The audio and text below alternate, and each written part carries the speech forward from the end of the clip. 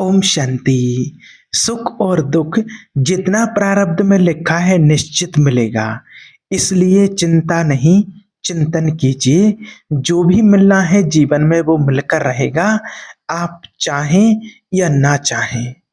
देखिए, आज दुनिया में ऐसे बहुत लोग हैं, अधिकतर लोगों के मन में ये सवाल चलते रहते हैं और आपके आज सभी सवालों के लगभग जवाब इस वीडियो में आपको मिलेंगे, क्योंकि आपके मन में बहुत सारे सवाल ऐसे चलते रहते हैं। देखिए, कई बार ऐसा होता है कि व्यक्ति कई बार सुख की चाहना रखता है, सुख की लालसा करता है और सुख की चाहना हर कोई करता है, लेकिन उसकी चिंता लोग ज़्यादा करते हैं। कब मेरा मकान बनेगा? कब मेरे पास पैसा ज़्यादा आएगा? कब मेरी शादी होगी? कब मेरा बिज़नेस अच्छा होगा? कब मेरी जॉब लगेगी? कब मेरे पास नया मोबाइल आएगा, नई कार आएगी, नया मकान होगा? अब इसके लिए क्या है, कहना चाहिए चिंतन। हम जो बात करते हैं आपसे, लॉ ऑफ अट्रैक्शन की भी बात करते हैं, तो लॉ ऑफ अट्रैक्शन का मतलब क्या होता है कि जो आप सोच रहे हैं उसको आप अट्रैक्ट कर रहे हो। अब आप चाहते क्या हैं? घर, गाड़ी, पैसा, जॉब, बिजनेस, शादी, लेकिन उसकी चिंता कर रहे हो कि अगर नहीं आया तो क्या होगा। आप इस बात को समझना। तो यहाँ पर जो आपके नसीब में लिखा है, प्रारब्ध में आपके जो लिखा है, सुख जो भी आपके पास आना है वो आप तक आकर के रहेगा, किसी न किसी प्रकार से जरूर आएगा। और कई बार क्या होता है कि ऐसी कुछ चीजें होती हैं जो नहीं होने वाली होती हैं, किसी नकारात्मक विचार को लेकर के बैठ जाते हैं कि अगर ऐसा होगा तो फिर क्या होगा, जबकि वो हुआ नहीं है अभी और होना भी नहीं है शायद, लेकिन अभी से उसके बारे में चिंता कर रहे हैं। इसलिए आज आपको एक बात बताते हैं कि आप चिंता नहीं, ईश्वर का चिंतन कीजिए। अगर आपको अच्छी चीजें चाहिए तो आप उसके बारे में अच्छा सोचिए। आप अच्छा सोचेंगे, होता क्या है कि जब वो चीजें आनी होंगी, आएंगी तभी। जब आप अच्छे सोचेंगे तो होगा क्या कि चीजें तो तभी आएंगी जब आनी होगी, लेकिन दरमियान उस समय होगा क्या कि जब आप अपने अंदर से पॉजिटिव निकालेंगे, तो आपके अंदर पॉजिटिविटी आएगी, आपका समय पॉजिटिव निकलेगा, आपके अंदर कॉन्फिडेंस आएंगे, आपके अंदर पॉजिटिविटी आएगी। नहीं तो जो चीज़ आपके पास आनी है और वो आपके पास आ भी जाएगी तो आप उसको फ़ील नहीं कर पाओगे, क्योंकि तब तक हम चिंता कर कर के इतने नेगेटिव हो जाएँगे। आप खुद इस चीज़ पर विचार कीजिए कि जब हम छोटे थे तब हमें कुछ भी मिल जाए हम खुश रहते थे, मिट्टी से खेलने लग जाएँ, कहीं भी पानी में नहाने लग जाएँ और बढ़िया मज़ा आता था। लेकिन आज क्या हो गया, सब कुछ है हमारे पास, सब कुछ मिला हुआ है, पर वो सुकून कहाँ चला गया है, वो आनंद कहाँ चला गया है। वो प्रैक्टिस हो गई है चिंता की, तो चिंता की इतनी प्रैक्टिस हो गई, इतनी प्रैक्टिस हो गई कि धीरे-धीरे जो आनंद है, वो आनंद किसी चीज़ में लग ही नहीं रहा है। और इससे बड़ी चीज़ आ गई अगर, तो कहा हाँ ठीक है, ये तो मिल गया है, ये तो ठीक है, लेकिन फिर आगे क्या होगा। तो इसीलिए आपको कहते हैं कि हमेशा अच्छा चिंतन कीजिए कि मेरे साथ मेरी लाइफ में सब कुछ बढ़िया होगा, मेरे कर्म अच्छे हैं, मेरा प्रारब्ध अच्छा बना हुआ है, तो मेरे साथ सब कुछ अच्छा ही होगा। आज आपको प्रारब्ध के बारे में एक उदाहरण बताते हैं कि जितना प्रारब्ध में लिखा है उतना आपको मिलेगा। इसलिए आज आप चिंता मत करो, आप चिंतन कीजिए। एक उदाहरण आपको बताते हैं। एक बार क्या होता है कि देखिए, एक गरीब ब्राह्मण था और निर्धन गरीब ब्राह्मण था और उसकी एक बच्ची थी, उसकी पत्नी ने शरीर छोड़ दिया था, बस वो और उसकी बेटी 2 ही लोग थे परिवार में। अब वो गरीब ब्राह्मण था और उसको कुछ समझ में नहीं आया, तो वो तपस्या करने के लिए जाता है, तपस्या करने के लिए चला जाता है। और ये उदाहरण इसके लिए आपको बता रहे हैं कि जो आपके प्रारब्ध में लिखा हुआ है ना, तो आपको उँगली पकड़ के वहाँ तक ले जाएगा। आपको ले जाएगा। सुख लिखा है तो आपको उँगली पकड़ के वहाँ तक ले जाया जाएगा, किसी ऐसे व्यक्ति से आपको मिलाया जाएगा कि जो कोई ऐसी बात करेगा किसी बिज़नेस की, जिस बिज़नेस को आप करेंगे आपका अच्छा काम चलने लग जाएगा और आपके पास पैसा आ जाएगा। कोई आदमी आपको पकड़ कर के ले जाएगा कि ये नौकरी का फॉर्म निकला है और ये इसको मैं भर रहा हूँ और आप भी भर दो, और आप उसको भर देंगे और आपकी नौकरी लग जाएगी। समझना इस बात को, जहाँ आपकी शादी होनी होगी तो अचानक से कहीं न कहीं से फ़ोन आएगा, कॉल आएगा, कोई व्यक्ति आएगा और कहेगा कि अरे एक उनकी लड़की है और वो लड़का है, एक बार आप देख लो, अगर आप जम जाए, आपको पसंद आ जाए तो आप देख लो, और आप जाएँगे और आपका काम हो जाएगा। मतलब कहने का भाव है कि सामने से आपको नसीब पकड़ कर के ले जाएगा, आपकी उँगली पकड़ के। और ये किसकी वजह से होता है? किसी और की वजह से नहीं होता है, ये होता है हमारे कर्मों की वजह से। इसका मतलब ये नहीं कि हमारे नसीब में तो कुछ भी लिखा होगा भगवान ने, नहीं। ऐसा नहीं कि भगवान ऊपर बैठे-बैठे लिख रहा है कि आपके नसीब में क्या लिखना है, नहीं। नसीब लिखा जाता है हमारे ही कर्म से, नसीब कोई और नहीं लिख रहा है। तो होता क्या है कि देखिए, वो एक गरीब ब्राह्मण होता है, तो वो तप करने के लिए निकल जाता है घर से। अब वो तप करता है, तपस्या करता है। अब क्या होता है कि जब वो तपस्या करने के लिए चला जाता है, तो उसकी जो बेटी घर में रहती है, अब गाँव वाले देखते हैं कि ब्राह्मण पता नहीं कहाँ चला गया है इस बेटी को छोड़ कर के, और ये बेटी तो बड़ी हो गई है, समझदार हो गई है, क्योंकि पहले के लोग तो बहुत समझदार रहते थे, सहयोगी रहते थे। तो गाँव वालों ने देखा कि बेटी बड़ी हो गई, समझदार हो गई, शादी लायक हो गई है, तो सब लोगों ने थोड़ा-थोड़ा पैसा मिला कर के, गाँव के लोगों ने, और उसकी बढ़िया अच्छे घर में शादी कर दी। शादी कर दी और वो आराम से अपने घर ससुराल में चली गई, आराम से रहने लगी। अब क्या होता है, इधर जो ब्राह्मण तपस्या करता है और उसकी तपस्या पूर्ण होती है और माता लक्ष्मी प्रकट होती हैं उसको दर्शन देने के लिए, और वो कहती हैं माता लक्ष्मी कि बताइए क्या वरदान चाहिए? तो ब्राह्मण है वो कहता है कि मेरी बेटी है, उसका शादी करनी है, उसकी अच्छी जगह शादी करनी है, तो मुझे बस इतने पैसे मिल जाएँ कि मैं उसकी शादी कर दूँ। अब माता लक्ष्मी कहती उसकी तो शादी हो गई है। गाँव के लोगों ने मिला कर के पैसे आदि और उसकी शादी कर दी है। बोले अच्छा, शादी कर दी है क्या? बोले हाँ, शादी हो गई है। तो माता लक्ष्मी ने कहा कुछ और माँग लो। तो वो कहता है ब्राह्मण कि नहीं, मुझे और कुछ नहीं चाहिए। तो माता कहती हैं नहीं, माँगना तो पड़ेगा। ये जो तुमने तपस्या की है, जो कर्म किया है, इसका कुछ ना कुछ तो फल मिलेगा। नहीं भी मिलेगा तो भी आपको मिलेगा, नहीं माँगोगे तो भी आपको मिलेगा, वो आपके प्रारब्ध में लिखा गया है। आपने तपस्या की, त्याग किया, तो उसका फल तो मिलेगा। अब इसका फल क्या मिलेगा? अब माता लक्ष्मी कहने लगी कि इसका फल तुम्हें ये मिलेगा कि 1 साल तक तुम्हें राजपाट करना होगा। माना 1 साल तक के लिए तुम राजा बनोगी, तुम्हें राजा की गद्दी मिलेगी। जिसके लिए कहते हैं ना कि राजयोग, तो ये तपस्या करने से तुम्हारे राजयोग बन गए हैं। अब देखिए, उस ब्राह्मण के नसीब में उसकी बेटी की शादी होना तो ऑटोमेटिकली लिखी थी कि उसके लिए आपको मेहनत नहीं करनी पड़ेगी, शादी हो जाएगी, तो वो शादी हो जाती है। तो अपने आप ऐसा योग बना कि उसकी शादी हो गई, उसके लिए उसने कुछ नहीं किया, उसके लिए उसने पहले कुछ किया होगा पुण्य कर्म। अब इधर जो अभी तपस्या की तो ये नया कर्म बना, अब इसका फल क्या है? बोले इसके लिए आपको राजपाट तक 1 साल तक भोगना पड़ेगा। अब ये सुख है, ये उसको सुख मिल रहा था, लेकिन वो कह रहा है कि मुझे नहीं चाहिए।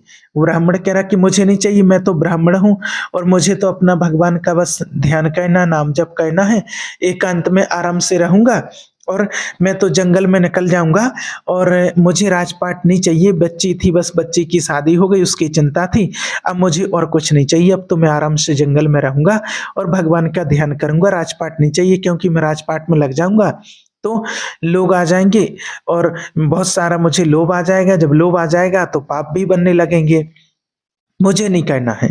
अब माता लक्ष्मी ने बोला कि वो तो सब कुछ होगा, लेकिन वो तो आपको भोगना ही पड़ेगा, राजपाट तो आपको मिलेगा ही, आपके ना यहाँ करने से कुछ नहीं होगा, वो तो आपको मिल के रहेगा। तो ब्राह्मण ने सोचा कि एक काम करता हूँ कि मैं खुद अपनी जीवन लीला समाप्त कर लेता हूँ। फिर मन में विचार आया कि अगर मैंने अपनी जीवन लीला खराब कर ली तो फिर एक ये खराब कर्म बनेगा जिसका मुझे फल मिलेगा। तो फिर क्या किया जाए? तो उसने सोचा एक काम किया जाए, चलो मैं राजा के दरबार में जाता हूँ और उनको कुछ भी अशब्द, उल्टे-सीधे अशब्द बोलता हूँ और जिससे मुझे मृत्यु दंड दे दे राजा, और जब वो मुझे मृत्यु दंड देंगे, तो उसका मुझे पाप नहीं चढ़ेगा। अब वो जाता है राजा के दरबार में जाता है और खूब सारे अशब्द गालियाँ देने लगता है राजा को और अपना जूता निकालता है और ज़ोर से माना गालियाँ उसने दी तब तक राजा को क्रोध नहीं आया, राजा इतना क्रोधित नहीं हुआ। फिर उसने अपना जूता निकाला, जूता इसलिए कि राजा अब तो क्रोधित हो जाए और मुझे मृत्युदंड की सज़ा सुना दे इसलिए कि मैं ऊपर चला जाऊँ, मुझे राजपाट नहीं करना है। अब जैसे ही वो जूता फेंक कर के मारता है तो जहाँ पर राजा बैठा हुआ था तो राजा थोड़ा-सा साइड को एक झुकता है तो ऊपर से ऊपर में एक छतरी होती है और उस छतरी में जाकर के जूता लगता है और एक नीचे साँप गिरता है और साँप नीचे गिरते ही मर जाता है। अब राजा देखता है कि साँप जूता भी पड़ा और साँप भी पड़ा। अब वहाँ के और जो राजा के राजगुरु होते हैं उनको बुलाया जाता है, उनसे पूछा जाता है और उनकी जीवन पत्रिका जब चेक की जाती है और वो कहते हैं कि आपके सिर पर काल दोष था, सर्प का काल दोष था और वो था और आज आप इस ब्राह्मण की वजह से आप बच गए हैं। तो जो राजा हैं वो बड़े प्रसन्न होते हैं और प्रसन्न होकर के और उस ब्राह्मण को राजगद्दी पर बैठा देते हैं और वो कहते हैं कि मैं आज से आपकी सेवा करूँगा आज से क्योंकि आज आपने मेरे प्राण बचा लिए हैं, इसलिए मैं आज आपको राजा बनाता हूँ, राजगद्दी पर बैठाता हूँ, मैं आपकी सेवा करूँगा। अब वो राजा बन जाते हैं। अब वो कहता है कि ब्राह्मण कि नहीं मुझे राजगद्दी पर नहीं बैठना है, मुझे तो आप फांसी की सज़ा दे दो। बोले कि नहीं ऐसा थोड़ी होगा, आपने मेरी जान बचाई है और मैं आपको फांसी की सज़ा कैसे दे सकता हूँ? और वो राजगद्दी पर बैठ गए, राजपाट हुआ बढ़िया। अब धीरे-धीरे करके समय निकलता जाता है और 1 साल का समय कंप्लीट हो गया, 1 साल उन्होंने राज्य कर लिया, राजा बने गए। अब जो राजा ने उस ब्राह्मण को राजा बनाया था तो उसने ऐसा नहीं बोला था कि 1 साल तक तुम्हें राजा बनाऊँगा, उसके बाद आपका राज्य वापस ले लूँगा। नहीं, उसने तो बोला था आज से आप राजा हैं, मेरा जीवन आपकी सेवा में समर्पित है। अब जितना भी जीवन आपको समर्पित है ऐसा बोला था। अब जो अब जो ब्राह्मण थे माना जो कि नए राजा बन चुके थे, अब वो कहीं अपनी घूमने के लिए जा रहे थे। तब जो पूर्व के राजा थे वो उनकी सेवा में थे। वो माना ब्राह्मण बन गए थे, माना उनके साथ में उनके सेवक बन गए थे। तो अब ब्राह्मण के वो राजा बन गए थे ब्राह्मण। तो अब रात्रि में से कहीं चलते जा रहे थे तो क्या हुआ कि रास्ते में अंधेरा हो गया, तो वहीं पर एक जगह रात रुक जाते हैं, वहीं पर सो जाते हैं। अब होता क्या है कि जो राजा थे, माना जो पूर्व के राजा थे, अभी वो माना उनके सेवक बने हुए थे जो पूर्व के राजा थे। अब यहाँ पर एक सांप आता है। अब सांप आया राजा के पास जो माना पूर्व के राजा थे। अब जो ब्राह्मण बने नए राजा थे उन्होंने देखा कि सांप है तो तलवार निकाली, क्योंकि अब तो वो राजा बन चुके थे तो राजा के पास तलवार थी, तलवार निकाली और जैसे ही मारी तो सांप तो निकल गया रात के अंधेरे में और जैसे ही तलवार लगी तो वो जो पूर्व के राजा थे जो सेवक बने हुए थे वो उठ के खड़े हो गए और वो कहने लगे कि मुझे अकेले में मारने की कोशिश कर रहे हो। तो अब राजा ने सोचा कि इसने मेरी जान भी बचाई और आज मारने की कोशिश कर रहा, अब मारा तो है नहीं इसने, इसलिए मैं इसको मृत्युदंड तो दे नहीं सकता हूँ, अब राजा के पद से इसको निष्कासित करता हूँ। तो उसी समय माना उसको राजा के पद से हटा दिया। वो 1 साल कंप्लीट हुआ और उन्होंने कहा कि आज से तुमको राजा के पद से निष्कासित किया जाता है और फिर से वही राजा बन जाता है और वही माना वो साधारण ब्राह्मण जैसे थे पहले वैसे ही बन जाते हैं। तो कहने का भाव कि जो कर्म बना था उसका फल कैसे भी करके बुद्धि देखो वहां ले गई और बुद्धि खुद राजा के यहाँ ले गई, जूता पड़वाया और योग कैसा बन गया कि राजा बन गया व्यक्ति। इधर साल खत्म हुआ, अपने आप प्रारब्ध की लीला हुई और तलवार निकाल करके उसने मारी अच्छे के लिए। देखियो होता क्या है, इस बात को समझना कि जब माना उसने उसको मारने के लिए जूता मारा था, जब राजा में मारने के लिए जूता मारा था, लेकिन प्रारब्ध अच्छा बना था उस टाइम पर, तो सांप निकल आया और उसको राजा बनवा दिया।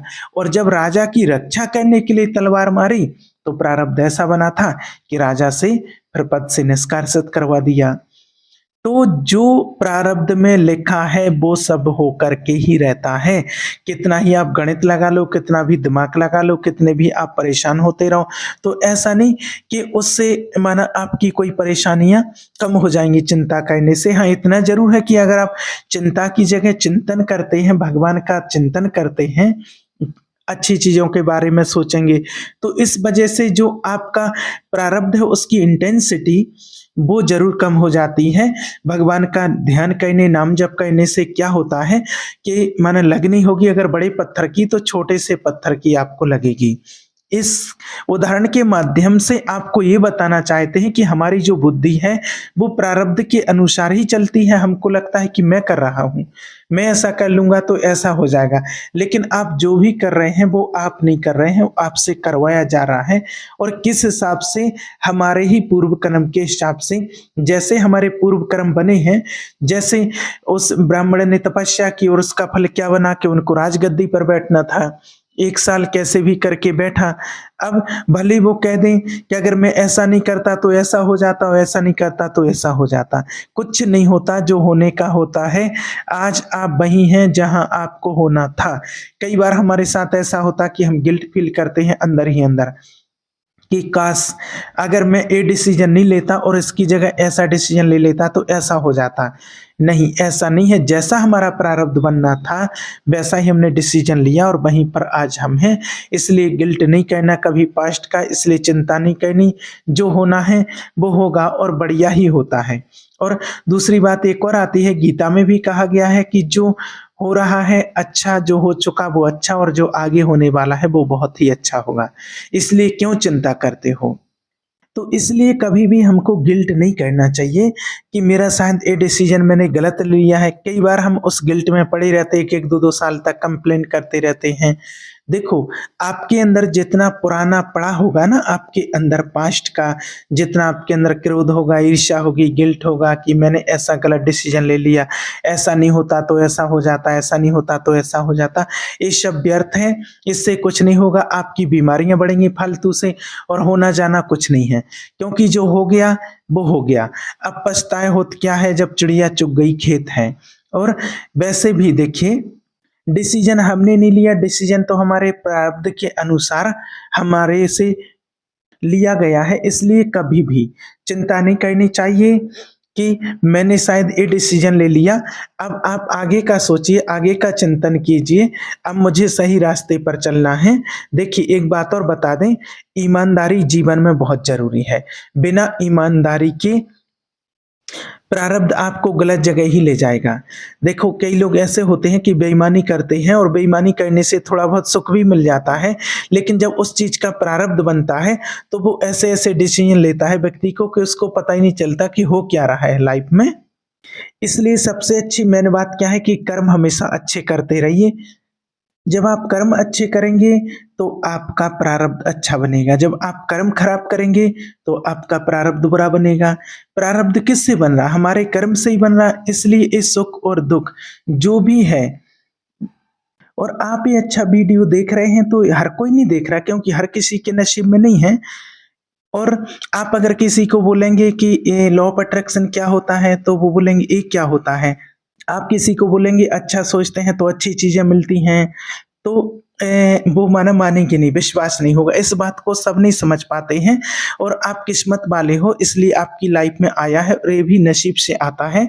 और अगर एक बात और मान के चलना कि भगवान नहीं करता ना, भगवान अपने ऊपर लेता है, सब अपना ही किया हुआ है। और कहीं ना कहीं पास्ट का कोई अच्छे कर्म रहे होंगे जिनकी वजह से हम ऐसी बातें सुनने को मिल रही हैं, और ऐसी बातें हर किसी को सुनने को नहीं मिलती हैं। इसलिए आप अपने आप को खुशनसीब समझिए कि आप इन बातों को समझ रहे हैं। अगर ये सारी चीजें अगर आप समझ रहे हैं, और जब ये चीजें पता होती हैं, तो कई सारा जो दुख होता है, दुख मतलब कि दुख क्या है? दुख अज्ञानता। जो अज्ञानता होती है, जैसे मान लीजिए कि 1000 रुपए का आपका नुकसान हो गया। अब एक ज्ञान नहीं है तो दुख पैदा होगा कि मेरे 1000 रुपए गुम गए, मेरे 1000 रुपए कहीं चले गए, परेशानी होगी। अगर ज्ञान है तो ठीक है, सेटलमेंट हो गया। कहीं कुछ नुकसान हो गया 10-20 हज़ार रुपए का तो ज्ञान हो गया, ज्ञान है अगर तो सेटलमेंट हो गया। अब रोने से क्या होगा? कहीं किसी के लिए होंगे, दे नहीं पाए होंगे, वो चले गए। और जब ज्ञान नहीं होता है तो हर छोटी-छोटी चीज़ को लेकर के व्यक्ति परेशान होता। मेरी गलत व्यक्ति से शादी हो गई, मेरे बच्चे ऐसे हैं, खराब निकल गए हैं, है ना? मेरा एक व्यक्ति गलत मुझे मिल गया, मेरी लाइफ में इस व्यक्ति ने मुझे धोखा दे दिया है। ये कुछ नहीं होता है, ये सब कुछ जो कुछ भी होता है हमारे कर्मों के अनुसार ही होता है। अब कई सारे ये जो लोग होते हैं ना कि कई सारे लोग प्रेम के चक्कर में धोखा खा करके और कई तो ऊपर जाने के चक्कर में बैठे हैं और बस वो लोग यही कहते हैं कि अब तो मुझे नहीं जीना है, इस संसार में मुझे रहना ही नहीं है। जबकि ऐसा नहीं है कि एक ही चीज़ है संसार में, बहुत कुछ है। लेकिन उस तरफ ध्यान ही नहीं जा रहा। क्यों? क्योंकि अज्ञानता है और उनको लग रहा है कि इसने मुझे धोखा दे दिया है और जिसने धोखा दिया, मान लीजिए जिसने धोखा दिया तो उसको ऊपर जाना चाहिए कि आपको जाना है? धोखा तो सामने वाले ने दिया, गलती तो उसकी है, तो आप अपने मस्त रहो ना, लेकिन नहीं रह पाते हैं लोग। बात वो ही है, लेकिन जिसको ज्ञान आ जाता है तो बात समझ में आ जाती है कि कहीं न कहीं कोई पास्ट कर्मा था ना।